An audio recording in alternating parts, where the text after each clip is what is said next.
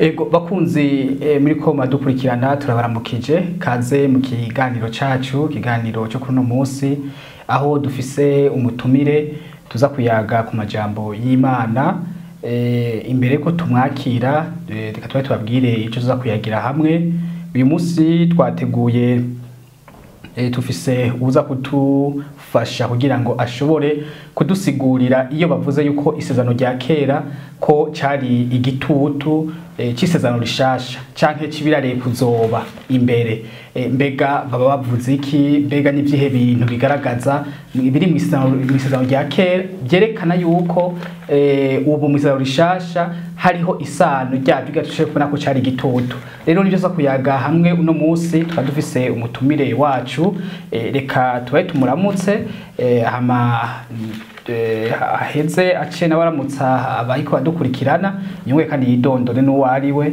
ego turabaramukije ndabaramukije gose murakoze nitwa Emmanuel Nshimiyimana ego ndi umupastori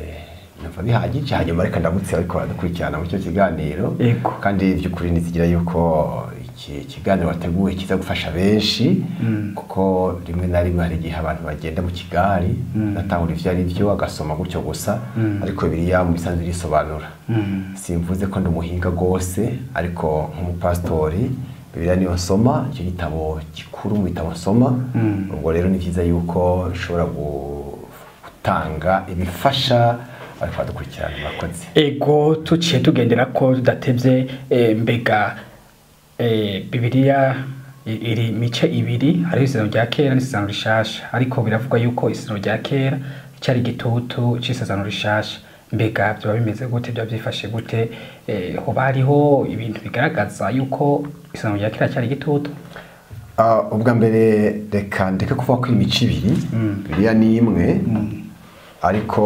yanditswe mu bihe bibiri iranga ibihe bibiri Bibiliya ni imwe kubera iki ni imwe kuko wavuze ijambo rivuga ngo isezerano rya kera ni igitutu c'isezerano rishasha rero burya igitutu cy'ikintu ntigitandukanye na nyene naco icyo kintu iyo utarabona icyo kintu nyezina ukabona igitutu uravuga utari ikintu kigira kize ngo kiba kijya nyene rero Bibiliya ivyivuga byose ni bimwe guhera mu ntanguriro gushika mu byahishuriwe Yohana birivuga ibintu bimwe ivyo rero ivuga bigenda bishika uko igihe kigenda gikurakuranwa iravuga kuri kahise aho kahise kaza gategura akariko akazoza hari ibyo tugezemo uyu munsi hariho ibitaraza ariko vy'ukuri Bibiliya ni imwe ego yanditse bavuga ngo isezerano rya kera n'isezerano rishasha ariko umusomyi mwiza wa Bibiliya ivyo bitabo byose abirabamwo yashaka kuva Imana ivugana nawe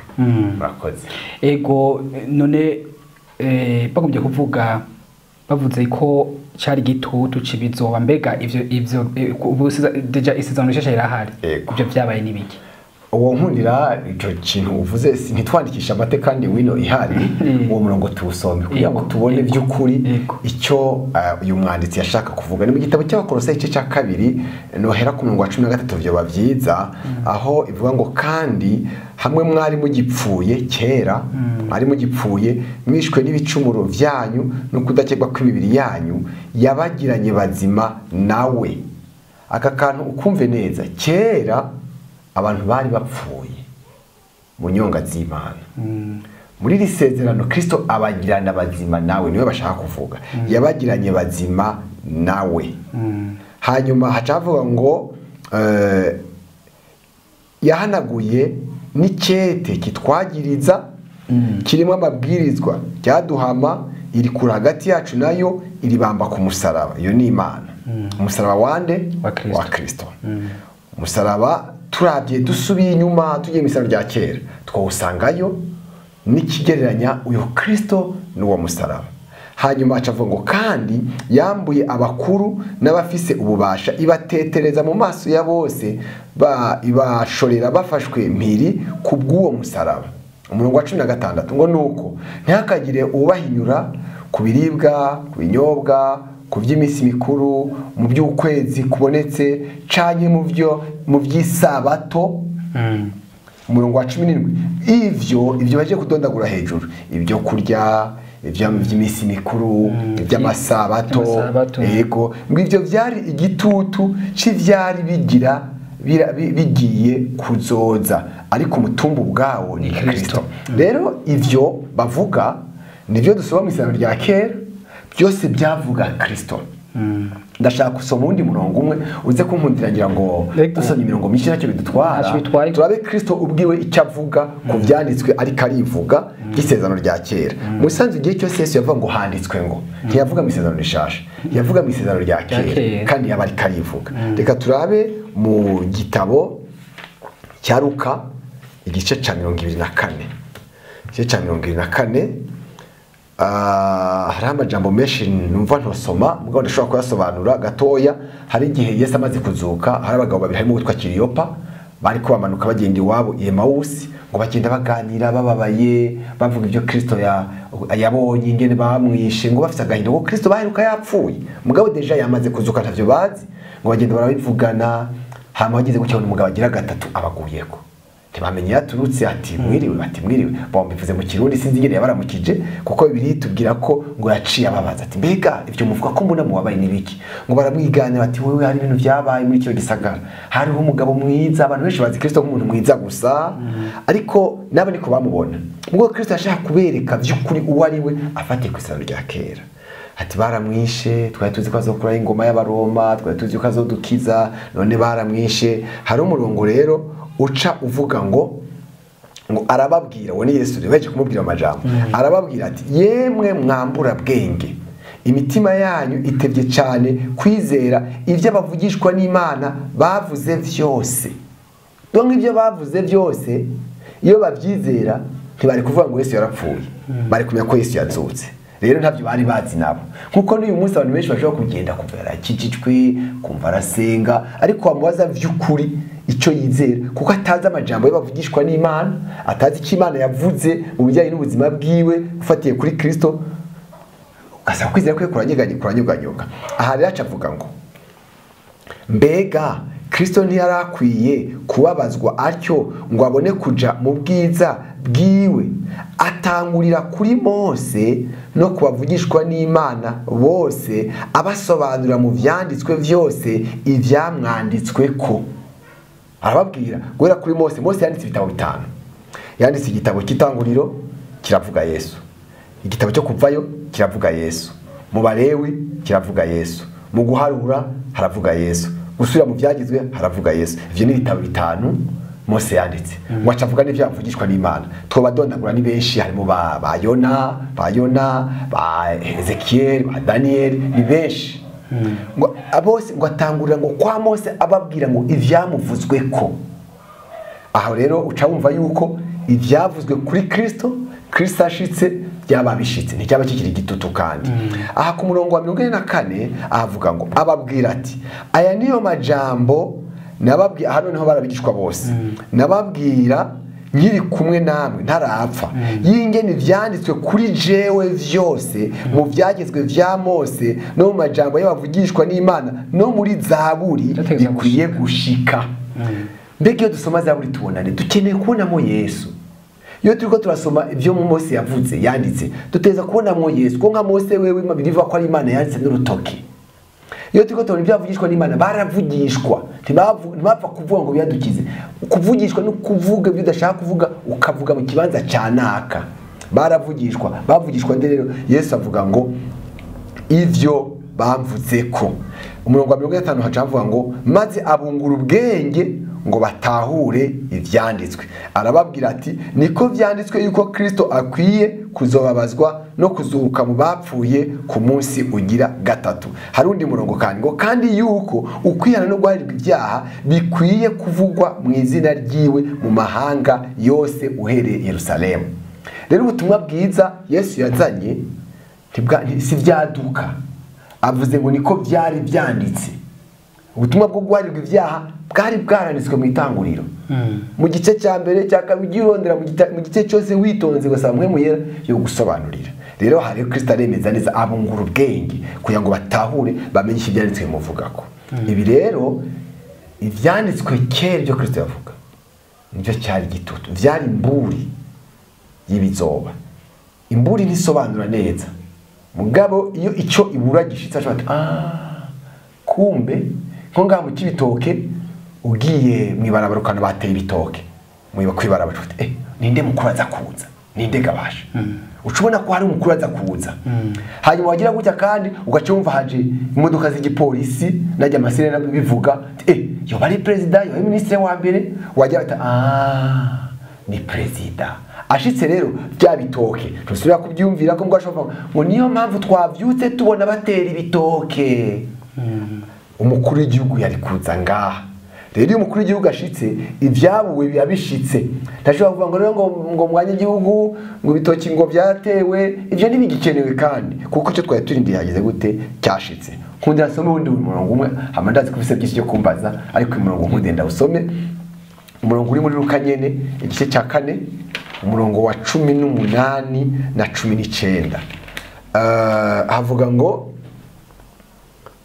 reka mpere ku murongo wa 16 ngo aja i Nazareti iyo yakuriye ku munsi w'isabato yinjira mu sinagogi nkuko yamenyereye yamajayo ava hasi ngo asome bamuha igitabo c'umuvugishwa n'Imana Yesaya arakizingurura abona handitswe ngo kabanze mvuge kuri Yesaya yabayeho imyaka 700 imbere yuko Kristo avuka baramuhaye igitabo cyangwa gisomwa kenshi bamuha igitabo cyarazingurura asoma ngaha havuga ngo iki ngo mwe muhoraho ari kuri jewe cyo cyatumye andobanuza amavuta kugira ngo mbwire aboro ubutumwa bwiza yantumye kumenyesha abarindwa ko barekuwe n'impumyi ko zihumuka no kurekura abahahazwa ngo bidegembye no kumenyesha abantu umwaka wo kwemerwamwo n'uhoraho 20 azinga igitabo agisubiza umusanzi w'inzu aricara abantu bose bari mu sinagogi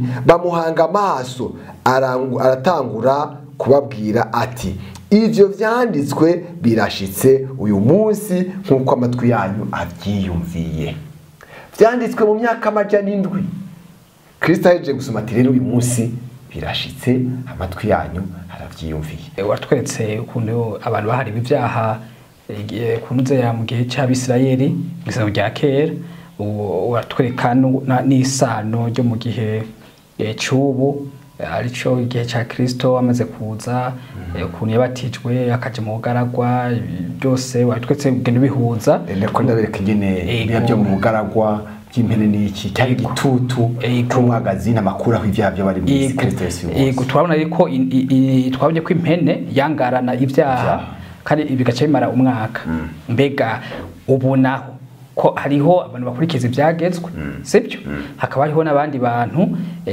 hakaba n'abandi bantu bama bihana uko bukeye nuko bwije iyo bakoze icyaha hama Yesu twebwe umva hari impene kubisirayeli yaje mu bugaragwa icyo kingo cyamara umwaka none twebwe abubu nabo ibyaha byacu bifise ganingana gute ko twumva ari abamara umwaka ko tubona ari abantu nubakikorera ku byagezwe akaba nabandi bakorera kunuzenya kubijanye no kuja kwihana bakatura ibiki byo bakoze none Yesu byaje gute ibintu yabikoze kumengo bice biza guhushana n'ibyo Yesu yakoze hamwe n'iyo mpene yaza kwangara bakoze sindi buvuge cyane kubihana cyane n'abatihana ndamvuge kuri Kristo nyene ni kugirana twariko mugabo ngira ngo nakoneza kugacishamo tukaganira igihe tuko turaganira kandi abatwumviriza ndazi ko Mose agenda yitore cyakeneye ariko hariho umurongo ukunda kuvuga ngo Kristo ngo ntiyaje gusenyera ibyagezwe ngo rero ngo duteza kuba ibyagezwe ngo tukabikora ngo ko Yesu ntiyabisenyuye nibaza ko n'umurongo mwiza mugabo abantu ni byiza ko basoma akeneye kumenya mukuri n'ikijambo ry'Imana shaka kuvuga uwo murongo uri muri Matayo igice cya 5:17 havuga ngo ntimugire ngo naje gusenyura ibyagezwe cyanye amajambo y'abavugishwa n'Imana sinaje kubisenyura naje kubishitsa kubishitsa c'est-à-dire byari ko biramvuga je rero nshitse byari bishitse ibyo byavuga byari bishitse twabonye hariya ko yavuze ngo nimwizere yuko byo Mose yanditse n'abavugishwa n'Imana byashitse twabonye n'undi murongo wa Yesu yavuze ngo ibi byanditswe rero birashitse musanze gukora ibyagizwe si bibi kwitwararika ibyagezwe kubishobora si bibi ndezi kudasambana si bibi, kutiba si bibi, ni byiza cyane. Ariko ingorane ni iyihe? Kristo yavuze ngo naje kubishitsa. Tuyifata mu bice bibiri. Ubwa mbere, we ashitse byari bishitse, byari bishikijwe. Ubwa kabiri, iminsi yabaye ku isi yarabipuratitse, yabikoze, nta kimwe cyamunaniye. Mugabo twebwe nta numwe abishobora. Abigishwa n'umurongo bavuze, ndagusomeho gatoyi, umurongo mu cya 15 byakozwe n'intumwa, byarashitse mu bigishwa barahari, bapfi byagezwe nyene. Umurongo umwe uvuga ngo mu cya 15 ngo maze hava hasi bamwe bo mu mugwi w'abafarisayo bizeye, bari bizeye, baravuga bati abanyamahanga nabo barakwiye gukebwa no kubahiriza kwitondera ibyagezwe na Mose. Ariko yari inama bariko baraharira. Hanyuma iyo nama ngo icifatiye ingingo, umuntu bita Petero arahaguruka acavuga amajambo adasanzwe. Umurongo wa nyuma nza kuva kugira ngo sinwa mwanya muremure, yavuze ku murongo w'icumi ngo none rero ni iki gitumye mugerageza Imana mwikoreza abigishwa imitwaro basogokuruza batashoboye kwikorera canye twebwe. Umurongo wanyu muvuga ngo iki? Ngo nuko rero inama yanje nuko tureka kugora abo banyamahanga ngo bahindukirire Imana, abanyamahanga bahindukirira Imana, ariko tubandikire ngo bareke ibihumanya by'ibigirwamana. Kubabwira ngo itondere iri niri nukubagora. Petero yavuze ati basogokuruza babihawe babishoboye, byarabananiye, natwe nyene ntumwa twicenga byaratunaniye, none abo tubagorera iki? Ibyagezwe rero bivuga Kristo, byavuga Kristo. Aha usomye iki gice ayavuga ngo sinaje kubisenyura, hepfo haravuga ngo ntukice. Wumve? Nk'umudezi aha hanze ugiye kubaza abantu ngo uwishe umuntu ninde, bose bati reka. Baca batangira kuraba umuntu afise inkoho, umuntu yoba yarafunzwe guherayo. Yesu nawe yavuze ati mwarumvise ko abakera bavuze ngo ntukice, uwica abashikiye no gutsindwa n'urubanza. Sibyo none? Yavuga ngo ntukice, ariko yaje kurishitsa rero. Kurishitsa gute? Ariko jeho ndababwira yuko umuntu wese azoshavurira mugenzi we azobashikiwe no gutsindwa n'urubanza imbere y'Imana. Gushavura gusa, kumushavurira. Acyasubira ngo umuntu azotuka mugenzi we ngo wakijujuwe azobashikiwe no gutsindwa n'urubanza. Uzomutuka ati wagipfuwe azoba kwiye gutabwa muri gihe no mu muwisha umuntu. Kubera iki Yesu yavuze ibi? Kwari kugira ngo n'abahora biyumvira ko babishobora babone ko batigeze babishobora. None tugiye hanze mu miryango iwacu, aho dukora, mu masengero iwacu, hari n'umupasiteri yicaye ngo mwabipfumwe. Hari umupasiteri akayigisha kwere kandi akumva muri ko birivuze ngo niwabwira umuntu ngo wagipfuwe uzo umeze nk'umwishe. Abavyeyi birwabwiye guca abantu oje ngo sinafyaye mu kicucu kiri hano, umuvyeyi aramwishe agira ngo niwafashe imbugita akamukerera imbere y'Imana. Rero Kristo avuga ngo ntugasambane, ntukawukane, ntukarahire, mubagahore, ntimukihore n'ibindi.